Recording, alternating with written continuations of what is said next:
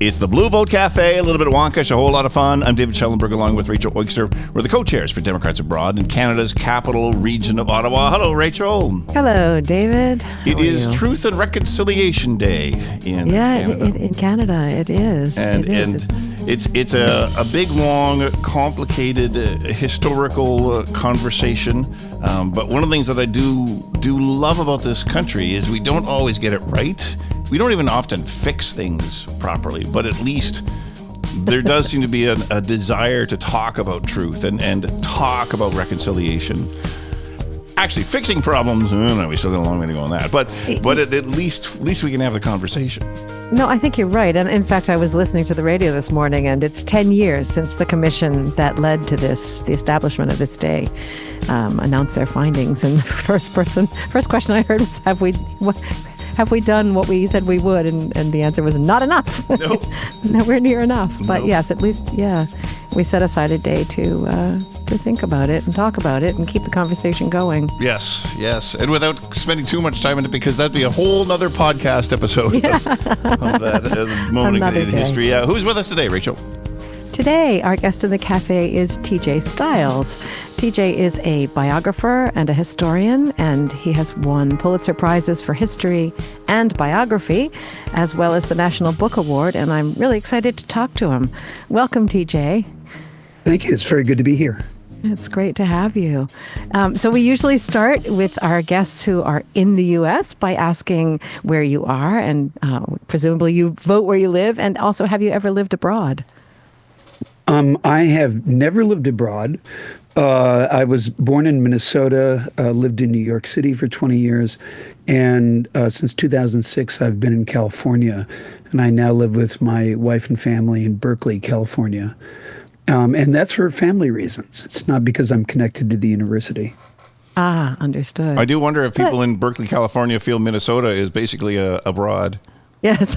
Yeah, that's or an New interesting York. question. Yeah. No, interestingly, my wife was born in Kenya because her father is a wildlife biologist. And so, her father has lived abroad for many years, off and on. Right. That's very cool. So does that give her citizenship in Kenya? No, I don't think so. He's never tried to obtain it, and it'd be a little dishonest if she tried. That's fascinating, though. We wanted to talk to you because of your vantage point on history and what that might tell us about the present day, I guess. Yeah. Yeah. It's sort of a broad question of sometimes there's no specific opening really question as just kind of a. So how do you think about the state of the world right now? Yeah. Yeah, is that? I was going to say, is that a question? I don't know, or an introduction. Yeah. But I guess it's interesting. I mean, you have a longer view of history than most people. So what does that bring you any particular insight into where we are and how we got here? Well, it certainly does. My biographies have been, what I try to do in biography is I like to say it's the meeting ground of literary and scholarly values. So I try to explore individual human lives, but then also use them to explain American history and how the modern United States has come into being. So all of them have tended to pivot on big conflicts and major issues in American history through well-known lives, and I try to find what's interesting and unexpected about those lives. And the current book I'm working on, my first book was a biography of Jesse James, and it was really about how he's been misunderstood as an anti-corporate Robin Hood.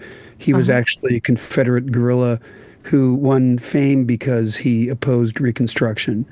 He's from a slave-owning family. He took part in brutal massacres of his neighbors in the Civil War.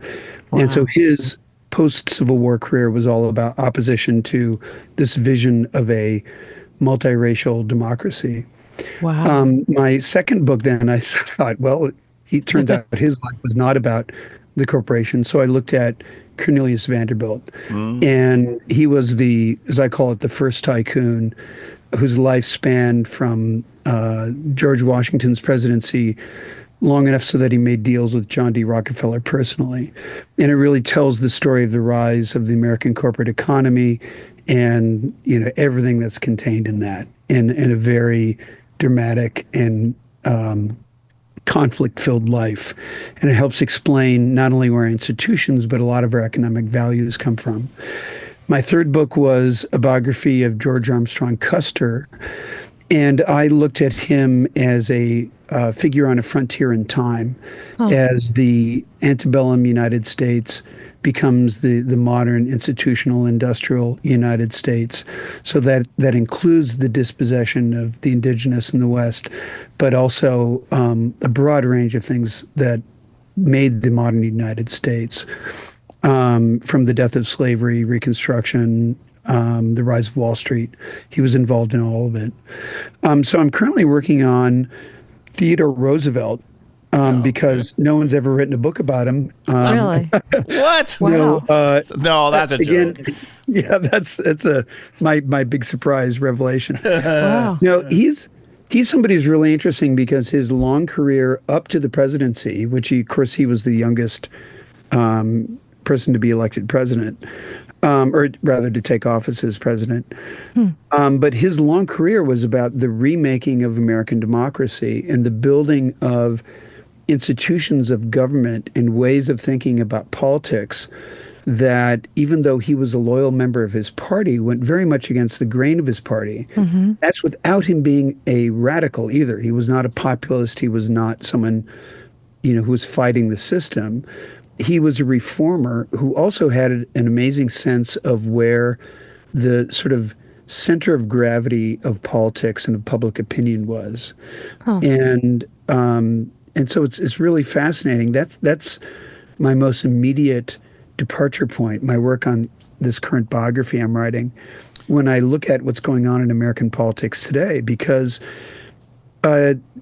it's become a truism that what's happening today is unprecedented, et cetera. And yet it really, really is.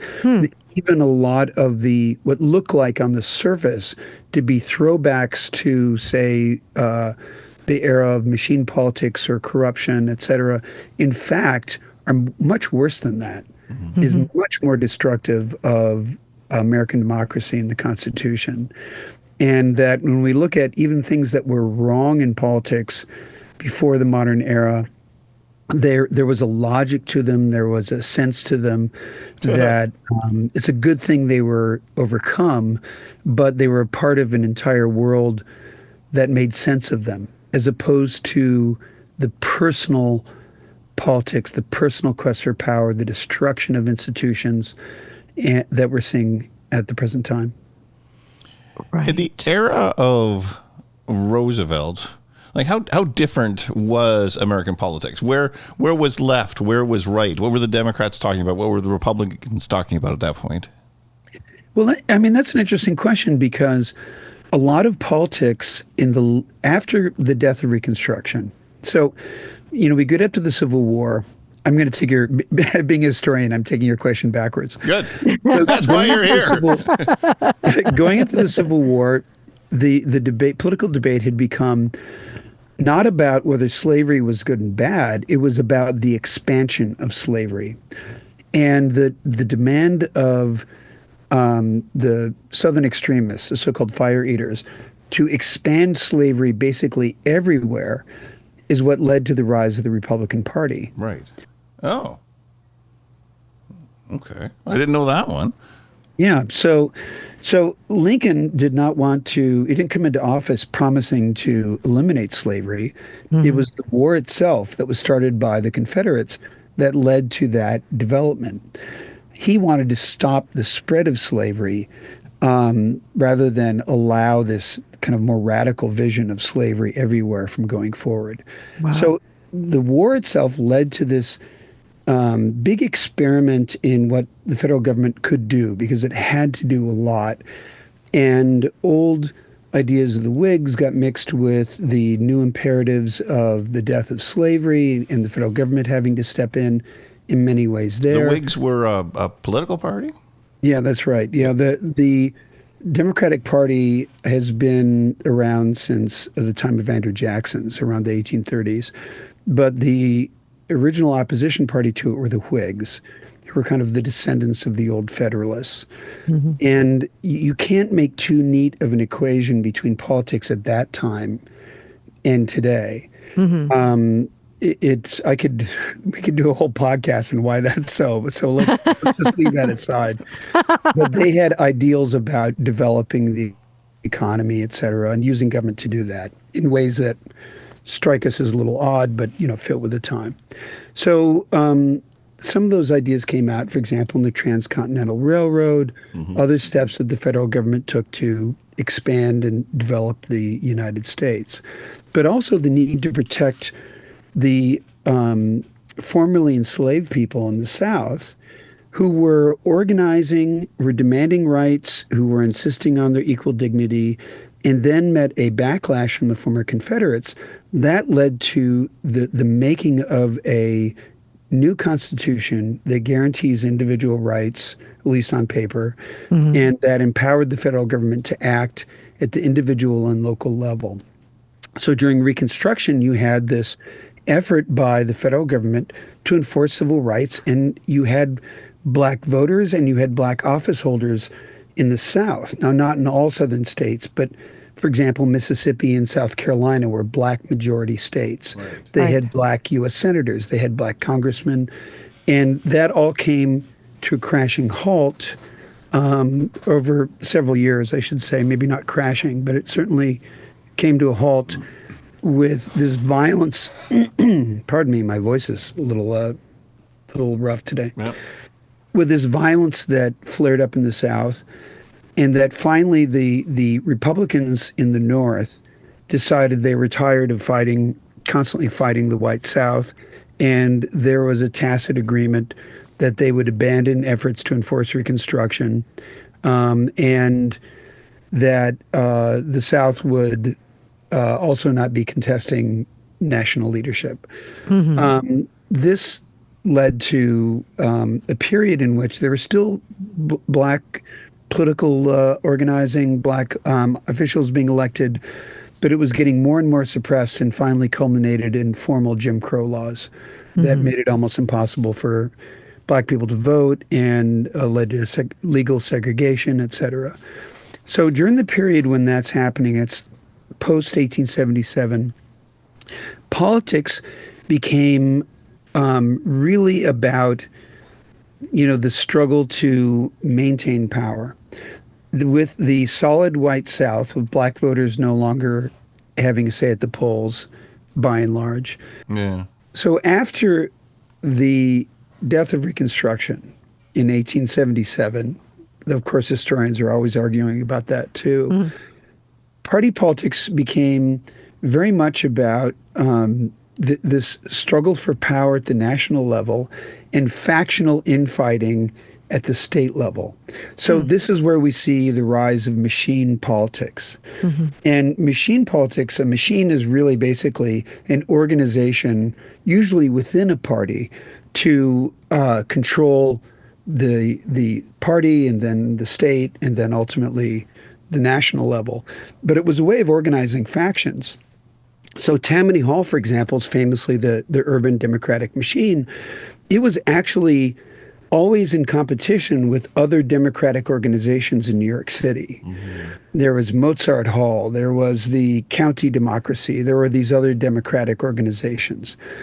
Then you had, say, in Pennsylvania, you had Matthew Quay led a party machine in the Republican Party.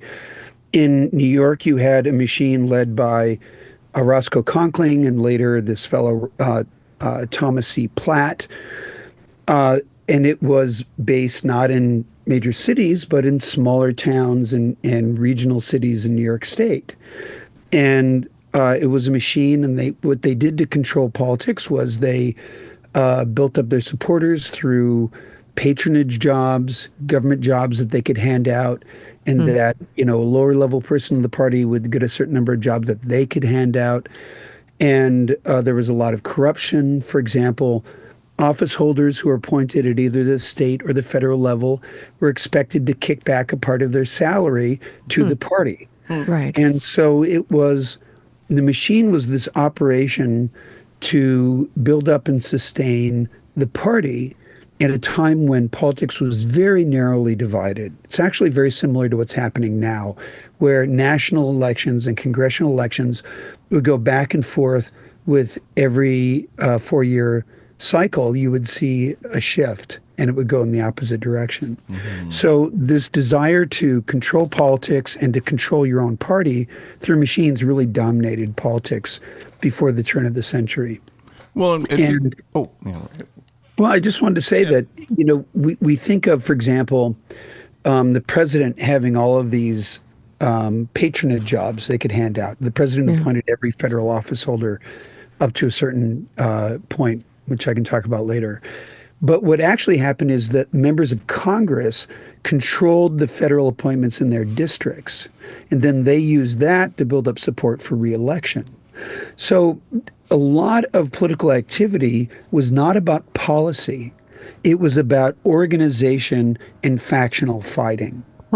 And so instead of the parties going to the public and saying, we want to get government off your backs, or we want to use the government to help you, they would sort of assume that they had a certain party participation, and it was all about turning out your supporters. It was all about factional organization against the other factions. This is really what dominated political life before the turn of the century. Now, there were federal policies that were important. The Republican Party had these policies that were designed to reward their constituencies. So you had pensions for Union veterans, which were gradually expanded and increased. You had the tariff, which protected northern industries. And you also had the gold standard, which helped especially northeastern bankers and people with money, because it prevented inflation, and it integrated the U.S. into European capital markets. So the exchange rate was just a matter of weight, how much gold is in your currency, how much the dollar weighs versus the English pound. And so it allowed foreign investment in American securities, in our railroads and developing industries. It allowed the U.S. to participate in the European international markets very freely.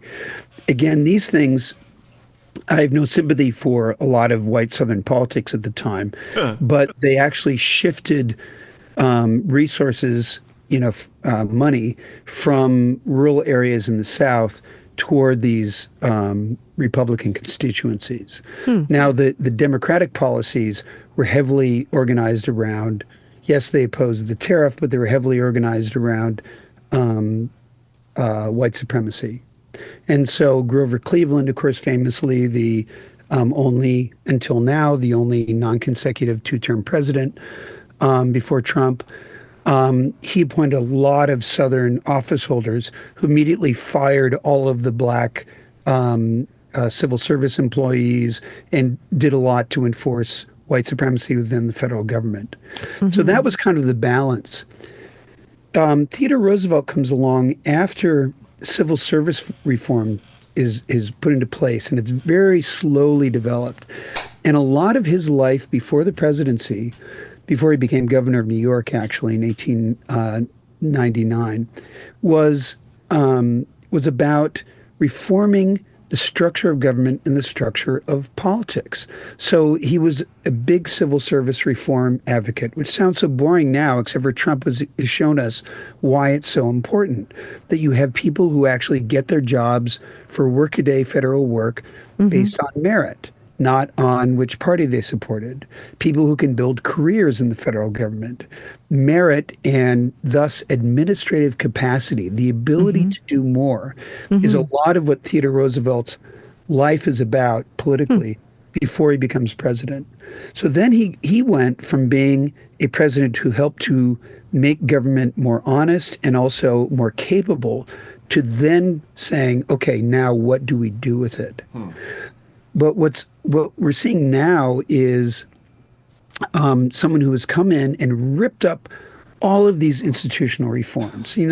Obviously I focused on Theodore Roosevelt, but it was generations of people who were laboring to reform politics, to really make politics about policy and not about who you know and who can get you a job. Right. Interest-based politics. People were trying to get rid of that, and it took generations. And we're seeing somebody come in and rip it all up. But he's not replacing it with the old system, which sustained parties and institutions in politics. It's all about personal rule. It has nothing to do with the old political spoil system we used to see. Now it's about personal loyalty to Trump. So it's not just that he's destroying all of these deep institutional reforms that we've based the modern government on.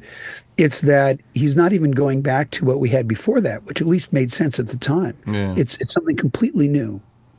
Unless, does it, from Canada's vantage point, you see this, does it feel like he's going back to more of a monarchical structure? Is that are we actually looking at him creating a kingship? Well, I doubt that you'll see literally, even though he talks about himself as a king sometimes and posts memes of that, I doubt we'll see that. What I'm more concerned about is, more of an Viktor Orban type of dictatorship emerging with some of the trappings of democracy, but with declarations of emergencies, in an insistence that any elections or court findings that go against him are corrupt and illegitimate. That's, we're well under a year of his 4 years. Yeah. And he's already moved so far, declaring so many fake emergencies, assuming so many emergency powers. And again, the institutions that were built up, some created by the Constitution, yes, others by decades, even centuries of practice, have all been ripped up. The way in which the Republicans in Congress have completely abandoned their institutional role as a check on the executive is just stunning. And that opens the door to basically almost anything. So a literal kingship, I doubt it. But certainly that monarchical idea of I am the state is very much what Trumpism is all about. Exactly. When people say that this is like the worst moment in all of history, is that accurate? Well, I'm not sure you would. Let me put it this way. In terms of the operation of the Constitution, yes, by far. Oh, really? Okay. The biggest so threat even before, all through slavery and everything else, this is still... Well, no. That's why I'm specifying about the Constitution. Right.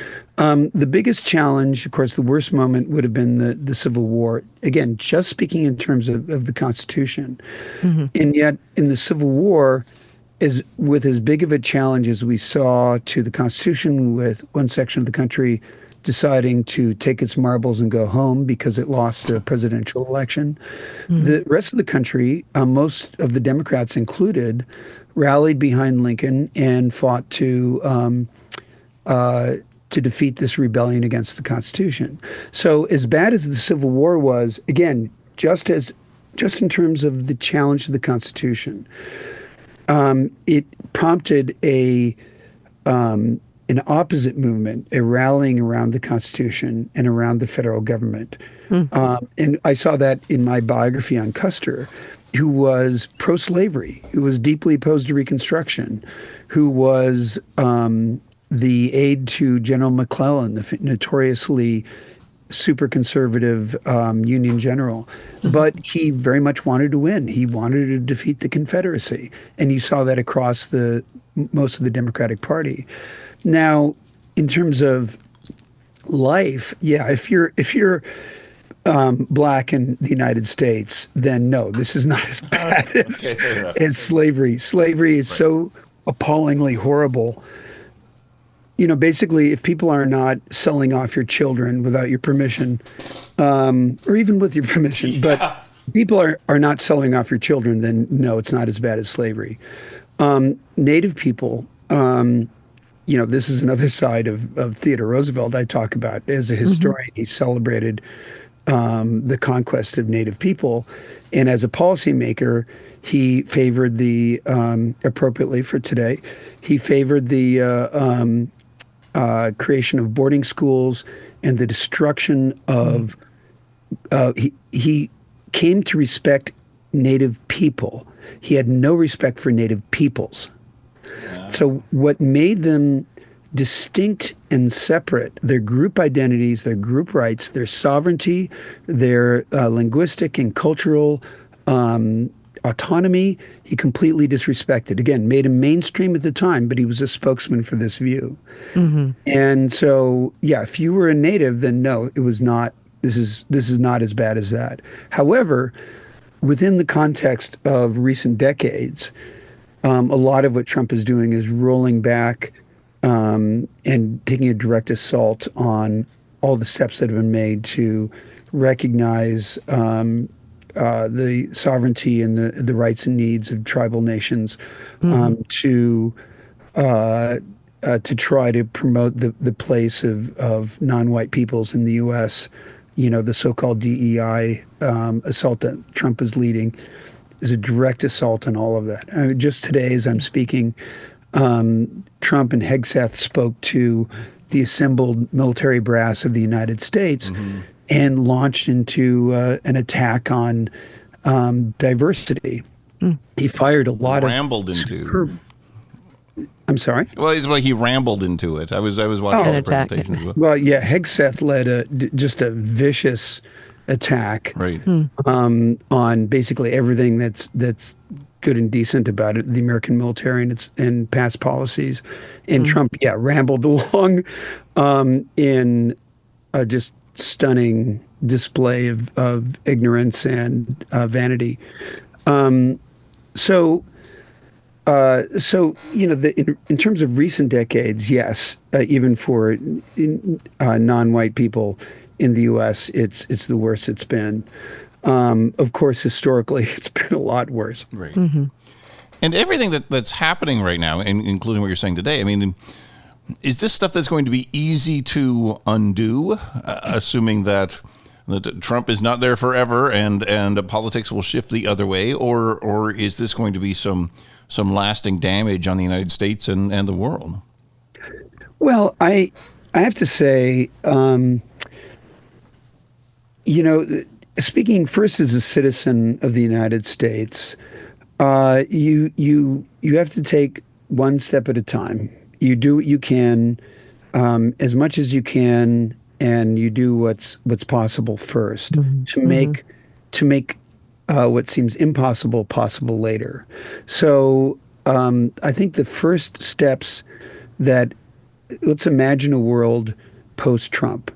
Well, there's two possible worlds in which we could exist. The most likely is that Trump himself ends up being discredited with independents and obviously with Democrats, and that we'll have sort of a Biden-type restoration where they'll roll back some of his policies, and yet Republicans will still be adamantly opposed to him, opposed to any Democratic measures.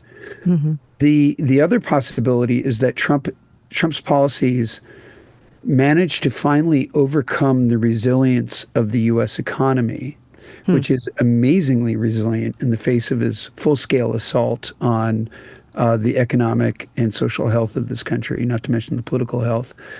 And the other world is in which his policies finally overcome it. We slide into severe recession or even depression. There is mass chaos like he caused in his first term. And there is just a complete rejection of Trumpism. The Republican Party takes a severe beating. You see Democrats winning in unexpected places. We saw a little bit of this in his first term when you had Democrats getting elected to the Senate from Georgia. It's possible. And yet Trump if he's done nothing else, he's taught us to be a pessimist. So in that world, then a lot more is possible. If Trump is truly discredited, if his base suffers severe erosion, if there's a real possibility of making some major steps. And yet, in either world, one of the first things that will have to be done, and I'm worried that no one's thinking systematically about this yet, is to restore these basic institutional reforms that we have taken for granted for so long that Grant has destroyed. So we need to not only rebuild a merit-based civil service, we need obviously to protect it from this kind of assault in the future. Right. The scientific establishment in the United States that is a basis of not only healthcare and other developments we feel in our individual lives, but that has made the U.S. economy so strong and a center of innovation. This entire supply chain of human beings and labs and federal funding has all been shattered by Donald Trump.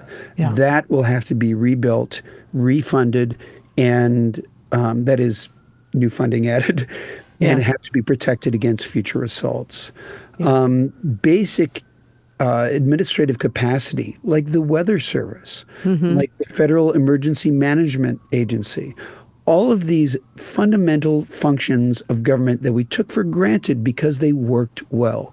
The public health sector, the CDC, the NIH, these are all going to have to be rebuilt from the ground up in some cases, because Trump has destroyed them. So even before we get to a more progressive vision of what the U.S. policy could be, we have to do this fundamental institutional rebuilding that of the sort that's usually left to historians to discuss when we talk about things like Theodore Roosevelt's era. But all of that has to be rebuilt. And it's dismaying to me because I don't know that today's attention-based politics, today's outrage-based politics has the patience for that kind of rebuilding. And also, let's not forget that we're facing more daunting fiscal challenges than we've faced since the Second World War, because we have these massive deficits at a time when interest rates are sky high, and they are going to go higher, especially if Donald Trump manages to destroy the independence of the Federal Reserve, which I think before the end of his term he will do that. What's going to happen is that the bond market is going to respond, even if his Fed governors that he puts in place slash the Fed's rate down to zero. The bond market is going to respond to this massive deficit, to the suspicions that the federal government can't repay its debt. And the U.S. is going to continue to pay a shockingly high interest rate while deficits mount. Now, I am sort of a mainstream liberal in my personal political views. I respect the market. I believe that corporations need supervision, but they play an important role in our economy, et cetera, et cetera. And so my natural view is, we need an active federal government. But these are fiscal realities that we can't avoid. And it's going to handicap any post-Trump administration and any post-Republican Congress, because they're going to have to deal with this doom cycle that Trump has put us into. We could certainly debate, did we overdo federal spending during and after the pandemic, et cetera, but nothing like what we're seeing under Trump, with not only, massive deficits that lead to no new productive capacity. When Biden, passed the Infrastructure Act, for example, to take one example, the Inflation Reduction Act, these funded investments in the U.S. economy to make it more productive, to then allow us to at least make the deficit a smaller share of our growing GDP. Trump is simply, passing tax cuts for people who are not going to invest anymore with it. That's it. And slashing the safety net, like, Medicaid, that allow people to survive downturns and thus keep the economy going. So we're getting ourselves deep in debt, and we're not getting any return on it. So that's going to handicap any post-Trump regime. It's very, very dark times ahead, and a long struggle to cope with the damage that Trump has done, even if there is a complete repudiation of Trumpism. So you're saying tariffs don't encourage local business to invest in the United States? I used to have sort of before I really learned much about it, I used to have a feeling like, well, we should really protect U.S. industries. And yet, I have to say that one of my mottos is that if Trump has taught us nothing else, it's to listen to economists. And the integration of the U.S. with Canada and with Mexico, yes, it has definitely hurt some specific industries, and yet it has helped growth overall. It has helped people create new industries. It has helped people create new small businesses. These... I know I'd like a bottle of California wine, but I can't get that right now in Canada because the world doesn't appreciate these these initiatives. Yes. It's shocking. And, the people who suffer are, Americans. That there's no... You take the combination of the anti-immigration madness, which can only be described as fascist, deploying masked government thugs on the street to snatch up anybody who looks like the wrong kind of person, is simply fascism. Yes. And, you see a raid on a South Korean factory, which scoops up all of these people who actually have valid visas. Is that going to help investment? Are we going to see, other nations investing in the United States to build up manufacturing? No. And then the tariffs, because the United States does not, it's a testament to our strength as economic strength that we have such a broad and varied industrial sector, not to mention broadly our economic sector, that we need lots of stuff we don't make in the U.S. Yes. And our manufacturing in terms of value is higher than it's ever been because the United States has moved toward high-end manufacturing. And that's the kind that the United States should aspire to have. It pays better to its workers. It's more productive. It brings in more tax revenue. And yet Trump's tariffs, if they were to work, they would bring in low-value manufacturing, which pay low wages, and they hurt high-value manufacturing. So if Trump's tariffs were to actually help domestic manufacturing, as one economist said, you would see a flood of investment in the stock market into companies that have domestic factories. That has not taken place.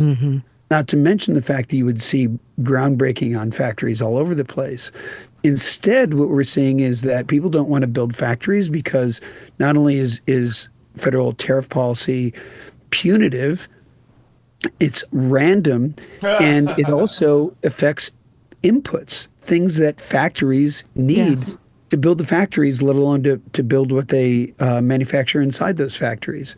It's such random, impulsive policy making by a decrepit old man who has a bunch of gut instincts that are all wrong and wants everyone to praise him, and that those are the only things that drive his policies. There's no rationality to it, certainly no conservative values behind it. Right. So why is the Republican Party letting him get away with this? They have to know. They have to know this is dumb. Well, yes. I mean, certainly some people do, but I think it's the triumph of, and in this way, it is a return to the 19th century, a triumph of partisanship over everything else, and that the desire to rally against the enemy is something that is very strong in our politics and is completely taken over the Republican Party. Yes. The other thing is that, and again, that sort of desire to triumph over all else, it's not just Trump. For example, Mitch McConnell, when he refused to even hold hearings for Obama's Supreme Court appointees because he thought it would help Trump in the election. Just a complete breakdown of basic government, all out of the desire to win elections. And then the Republican Party also has seen, really since the Gingrich era, this desire to make sure that you never let the base of the party get to your right. So they are fearful of the base turning against them. Yes. And so anything the base wants, they rush to that, and they... well, now this is Epstein, isn't it? I'm sorry? Isn't this Epstein where the base is looking for something and missing Yeah, that's it? actually... That's a fascinating question. Don't ask me what's going on with that. Okay. That's the thing. When the conspiracy mongering, that whole madness is so insane. Again, nothing like what we've ever seen before. But just to make that point, this desire to always take the position of the most extreme people in the base has taken over the Republican Party, and the most extreme people back Trump. He is the Pat Buchanan dream come true. He's the Molly Ivins said that Pat Buchanan's notorious speech to the Republican convention in, what was it, 92? It sounded better in the original German. And yes, I remember that. that is what has happened. That branch of the party is, because of Trump, has taken over everything. And so it's total madness. Driving, we're learning that immigration is good, that they're not just low-wage workers, the immigrants, they're also high-end workers. And what do? I mean, I have many friends. I've spent my adult life surrounded by immigrants, like anybody who lives in anywhere semi-urban does. And I have friends who've come over to study, and what did they do? They started businesses. Yeah. They work for high-end companies. And then people who are low-wage workers who come in, what do? They start businesses. And then also they're consumers. So Trump's dream of driving out roughly 15 million people out of this country is saying, let's have 15 million fewer customers. Basically. Let's have 15 million fewer taxpayers. Because yes, even the undocumented pay taxes and they don't collect any benefits.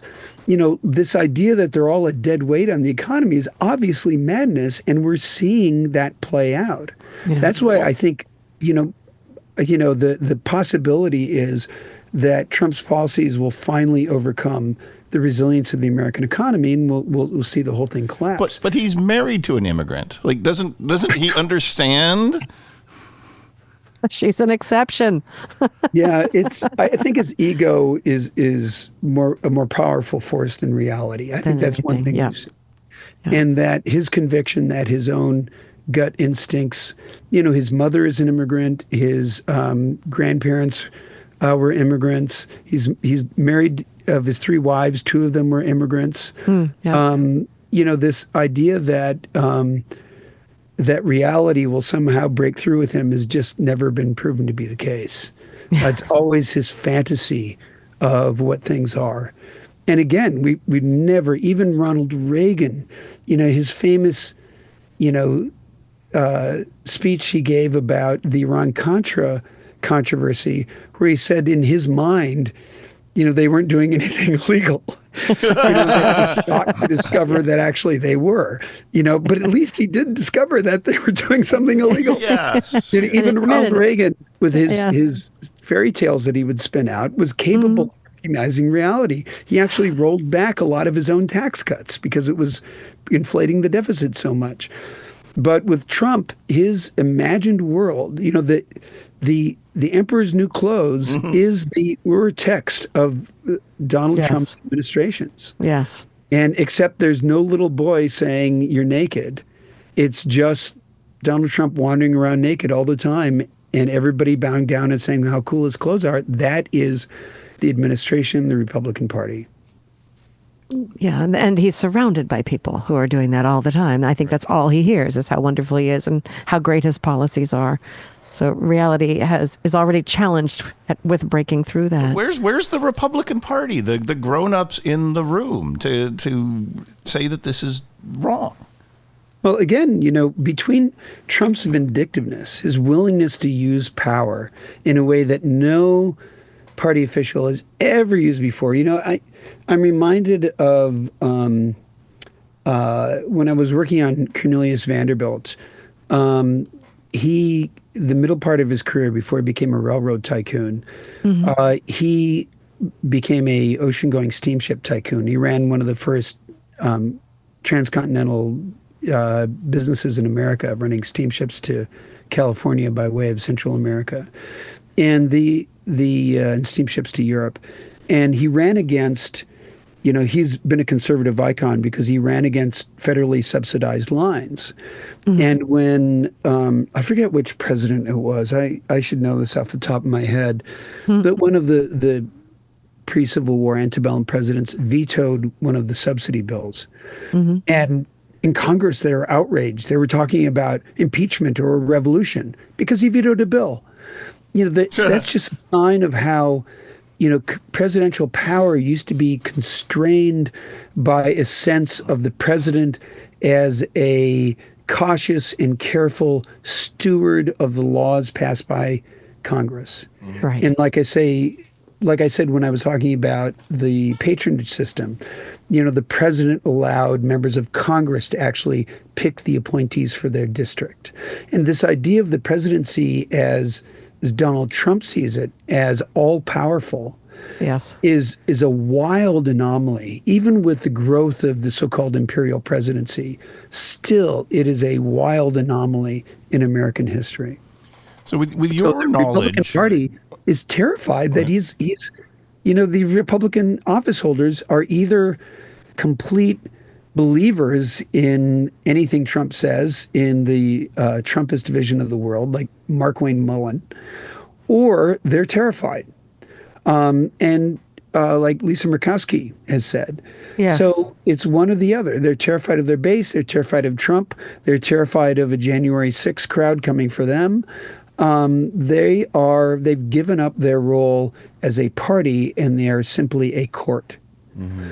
And that is a great shame because, at its best, and of course the American system has never been at its best, but it's had elements of this, right?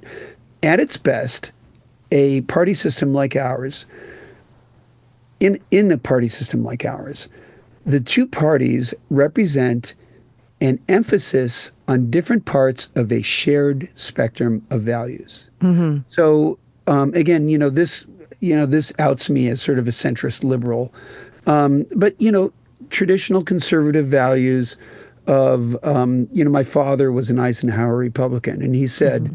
He used to quote a congressman he admired, "I am conservative so that I have something left with which to be liberal." And the idea of liberality isn't bad. It's just that you need to be frugal and careful, that there are certain areas the federal government should leave to private enterprise, that personal responsibility, it's not like liberals or even progressives say that those are bad.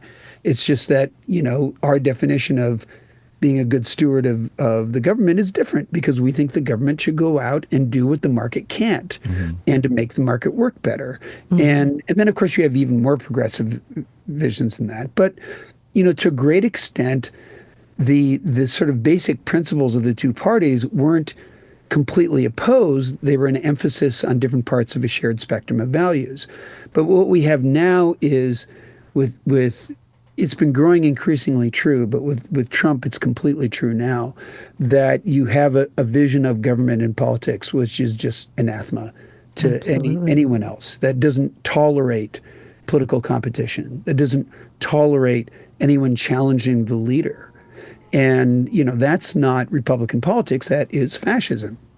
And especially because it's based on the demonization of other groups like LGBTQ people, people of color, and especially immigrants. And so this combination of demonization with concentration of all power and adulation of the leader, that's that's the textbook definition of fascism. So one of the fears that's in the air these days seems to be the possibility of civil war. Do you think that's a realistic fear? Do you think we might be heading that way? And what would that mean? Well, I don't think that we'll see civil war because, the United States Civil War from 1861 to 1865 is instructive in this way. That Civil War broke out under certain conditions. One, you had a very weak federal government. The way that the U.S. went to war before the 20th century is that the tiny standing army was supplemented by regiments raised by the states, which actually had a separate organizational identity, the U.S. Volunteers, and that's how we ran our wars. Like, we had to gear up, we had to recruit new troops. The standing army was, I think it was 16,000 strong and when the Civil War broke out. And we ended up with millions under arms. And then the states, of course, being the basis of the military organization, what happened in the Civil War is that the South was able to, the southern states were able to raise a military that was competitive with the federal military, because the federal military was based on state-raised organizations. Now, in today's world, first of all, the militia is now the National Guard, which can be nationalized and taken control of by the federal government. Right. There really is no sense of a state-based military force that's in any way competitive with the standing army that we have today. And then in terms of this fantasy that you have on the right, that if there's ever a tyranny, that individual people will rise up with their guns and resist, that's nonsense, because individual people with even AR-15s can't compete with the well-armed, well-organized, and extremely well-equipped and trained federal military. And so there's no grounds for actual warfare. That if it comes to a civil war, what it will be is Trump declaring that certain areas are in insurrection and then deploying troops. And there's just going to be no way to fight back against that militarily. I think it would be any kind of war, any kind of violence would be disastrous. I think it would lead to no good end. You would have to have, and I would never call for this, the U.S. military breaking apart and units and commanders actually taking up arms against the White House, and that would be a disaster. Like, no one should ever call for civil war or for violence. And in terms of what I'm afraid of, I've spelled out the range of fears. What I'm afraid of most realistically is that we will see more violence from people who are feeling disenfranchised and disaffected. One of the things that leads to violence is when there is no lawful outlet for your political views and your political dissent. And, I saw this even with people I just violently disagree with, like Jesse James. In the state of Missouri after the Civil War, the Republican Party hadn't existed in the state basically before the Civil War, but it was racked by this guerrilla warfare that saw neighbor fighting against neighbor. And for the federal side, it was mostly fought by state militia forces. So those local people who fought for the Union became the Republican Party after the war, and they passed a constitution, new state constitution, that prevented anyone even remotely connected with the Confederate cause, or even just express sympathy for individual Confederates, from voting. And so you had a broad swath of the public that was disfranchised. And what that meant is that there was outbreaks of violence from some of the worst elements in society. They weren't good people. They were former Confederate terrorists like Jesse James. But you saw outbreaks of violence that won support from a broader range of the public because they felt like this was their only answer.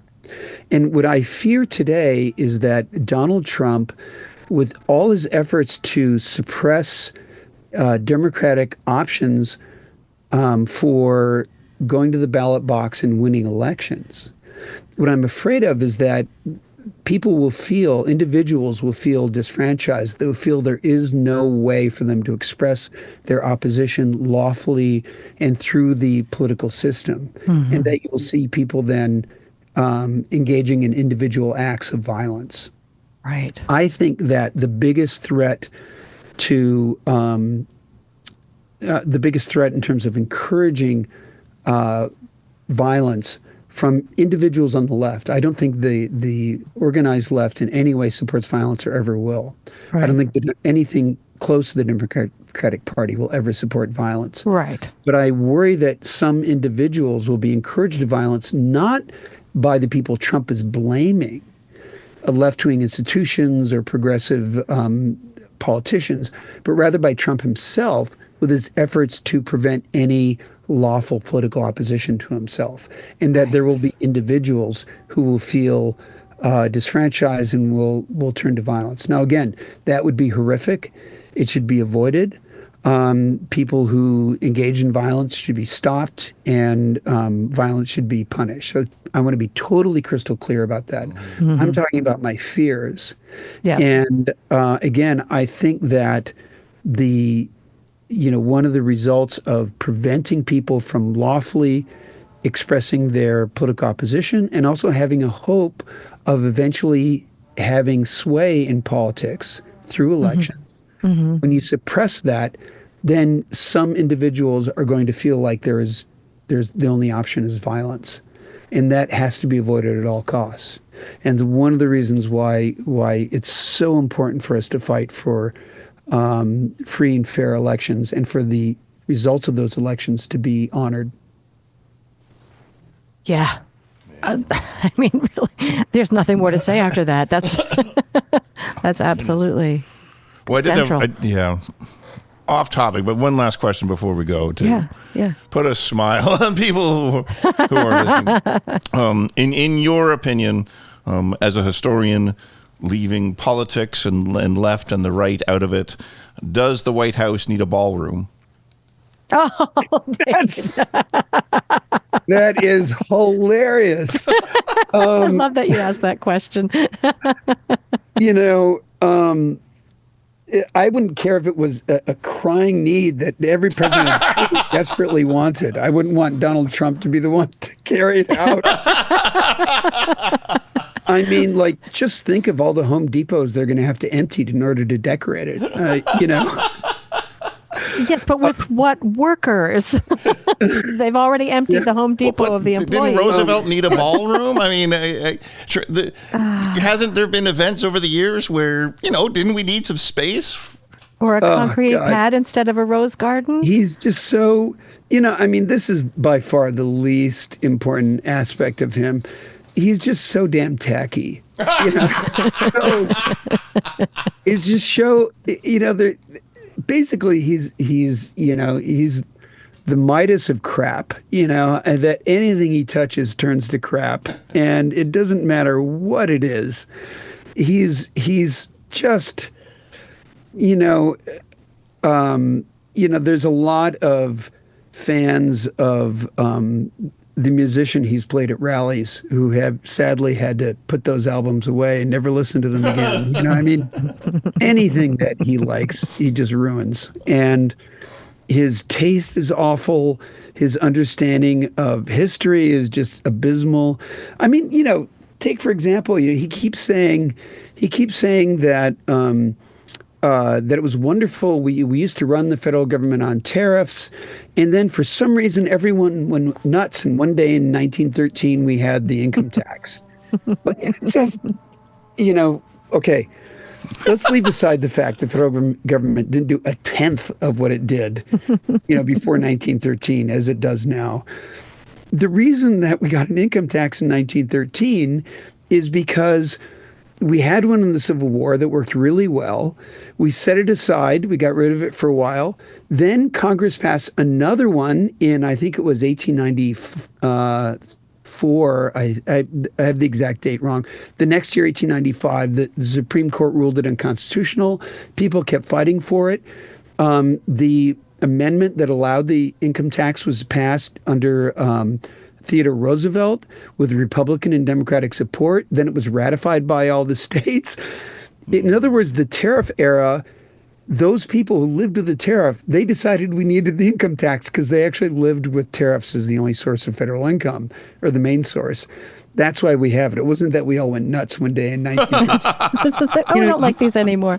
He doesn't understand anything. And this is the guy who was in charge of the federal government. It's just so, if we had a decent principled conservative, it would be 100 times better than what we have now. Instead, we have not just a dictator, but an ignorant, incompetent, wildly, insanely egotistical dictator. And it's just the worst of all possible timelines. I'm so mad at the guy who went back in time and crushed that butterfly, and wrecked everything. If I ever get my hands on him, I'm going to tear him limb from limb. Or the time machine and go back and save the butterfly. Yeah. Yes. TJ, thank you so much. It's been so interesting and so wonderful to have you. I hope it's been helpful. I mean, every historian has different points of view. And, there's always hope. I mean, that's what I have to finish with, is that as long as we have people who really care about the United States, people abroad as well as in the United States, who are willing to make their voices heard when they can, how they can, and to not give up. That's what we need. That's the only way forward. Yeah. Thank you. If you live outside the U.S., please register with your voting state at votefromabroad.org every year. Do it now. To find all our episodes, go to democratsabroad.org and look for us in the drop-down menus. I'm Rachel Oigster with David Schellenberg in Ottawa, Canada. Thank you for listening to Democrats Abroad, the Blue Vote Cafe.